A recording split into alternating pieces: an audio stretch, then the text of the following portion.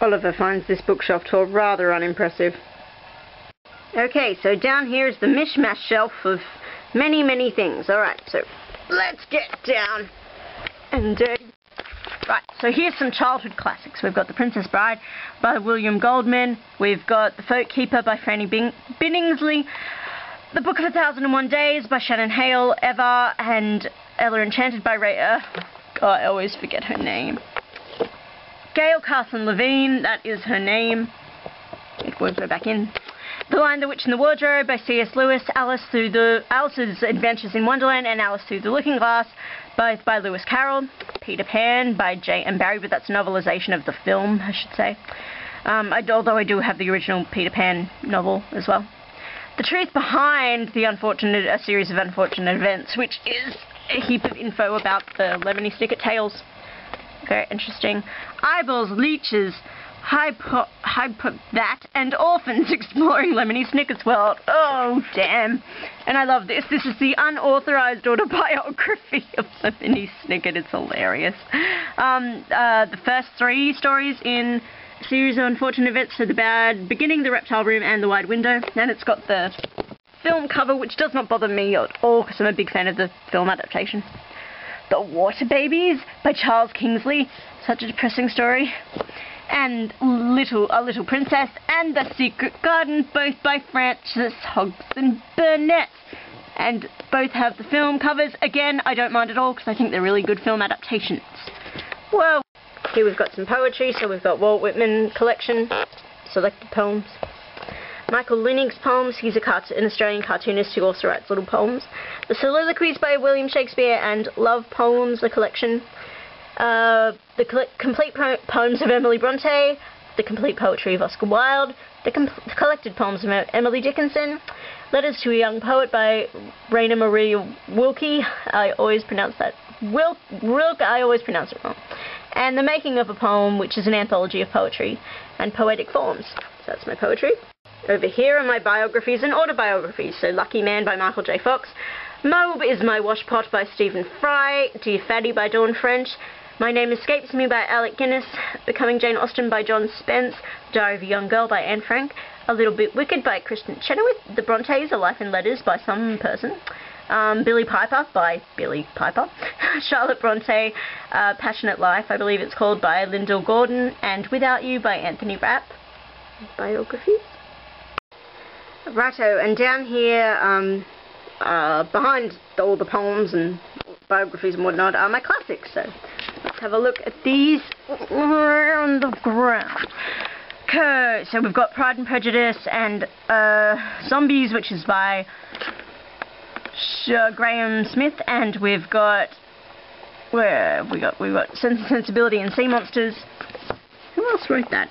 Ben H. Winters. Then we've got a normal version of Emma, but my friend, you could buy blank copies, and so my friend did a drawing on the front for me, and she called it Emma and Gargoyle, so there's Emma and a gargoyle. Isn't that awesome? I think that's brilliant. Then we've got Persuasion, we've got Sense and Sensibility. I think that's a very pretty cover. A Room with a View by Ian Forster, Middlemarch by George Eliot, Brideshead Revisited by Evelyn Waugh, Dracula by Bram Stoker, Breakfast at Tiffany's, which is of course the Audrey cover by Truman Capote. He'd be unhappy with that. The Picture of Dorian Gray by Oscar Wilde, The Complete Short Fiction by Oscar Wilde, Mansfield Park by Jane Austen, Bardisms, just a collection of Shakespeare stuff, and he's drinking some wine. Jane Eyre by Charlotte Bronte, Tess of the D'Urbervilles by Thomas Hardy, The Tenant of Wildfell Hall by Anne Bronte, sorry. It's my tiny, tiny copy of, Carmilla by that guy, whose name I can't pronounce at all and it's blurry, but yeah, and The Vampire by John William Polidori, sorry. Famous first romantic vampire novel story ever. The Swan's Way by Marcel Proust. The Professor by Charlotte Bronte. Juliet by Charlotte Bronte. Thomas More's Utopia, which, yes, I got purely because of its mention continually throughout Ever After.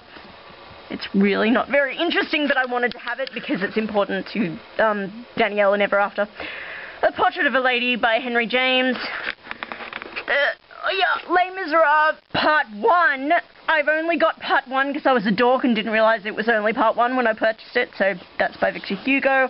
Also The Hunchback of Notre Dame by Victor Hugo. Cranford and Other Stories by Elizabeth Gaskell. I thought I owned North and South, and I probably do, but someone has my copy.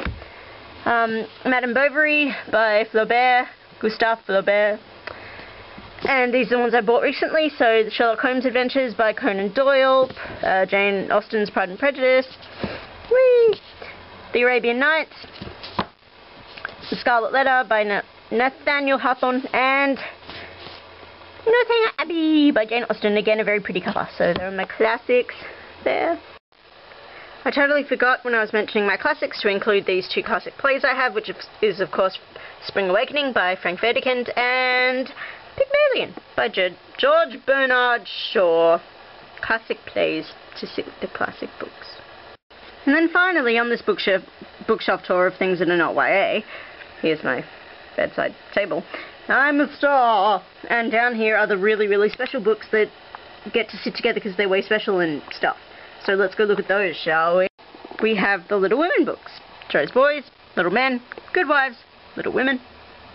We have the Phantom books. Phantom of the Opera by Gaston Leroux, Phantom by Susan Kay, and this one is borrowed from a friend, which is Madrigal, and it's by Jennifer Linworth, and she said it's actually a half-decent fanfiction thing, and of course the teddy bear that guards them holds a rose. Of course he does. My Anne of Green Gables stuff. Anne of Green Gables, the first film, and the sequel on DVD and VHS, because I'm not throwing these VHS tapes out, because they have memories associated with them and they're not going anywhere. Gosh darn it. And then over here is my Looking for Anne of Green Gables, which is the story of Ellen Montgomery and her literary classic, which is brilliant. And then here is the Anne of Green Gables Holiday Diary, which my friend bought me back because our next door neighbour, because she was recently in Canada and actually went to a store and hunted down some Anne stuff for me, which is really lovely of her.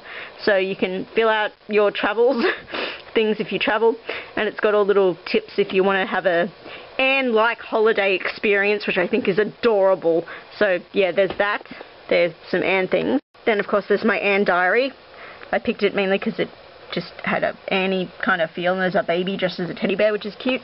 And this is my Anne diary filled with Anne stuff and all the places I plan to go. And there's a map of Prince Edward Island and information on Green Gables and the layout of the Green Gables Museum, and many pictures, the Shining Waters Tea Room, and yeah, just information on marriage, Matthew's Beach Ride, and things you can do there, and stuff about Anne, and pictures, and there's Anne again, and stuff. So that's my Anne fan book, and then here, of course, are my Anne books. So Anne of Green Gables, Anne of Avonlea, Anne of the Island, Anne of Winty Poplars, Anne's House of Dreams, Anne of Ingleside, Rainbow Valley, and Rilla of Ingleside. And then here are the Chronicles of Avonlea, The Road to Yesterday, Akin to Anne, The Doctor's Sweetheart, and Other Stories, and Among the Shadows. And they're all by Ellen Montgomery. Woo-doo-doo-doo. So that's Anne stuff.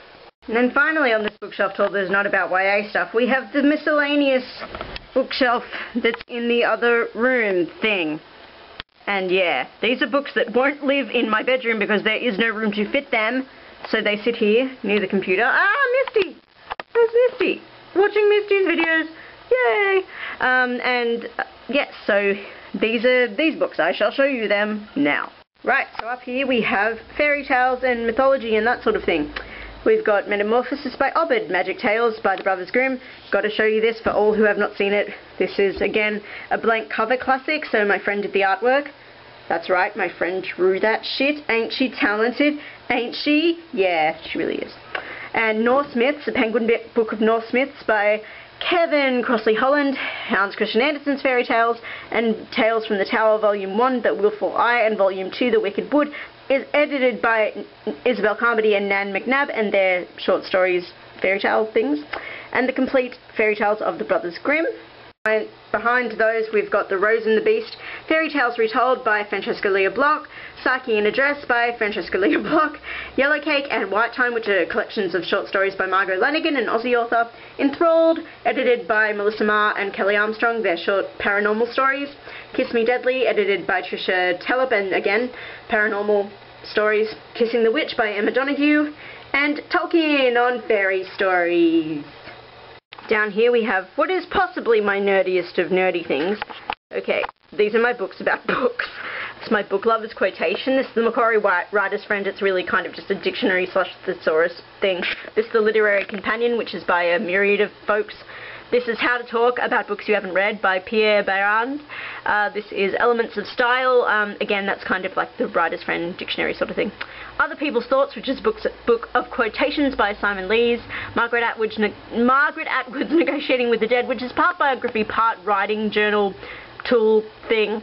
The Writing Life by Annie Dillard, which is again part biography but part this is how you write shit.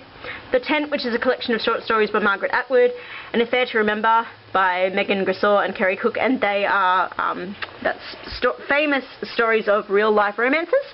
These are two collections of poetry that I purchased at uni, and I need to move them because I just realised they should live with the poetry, duh.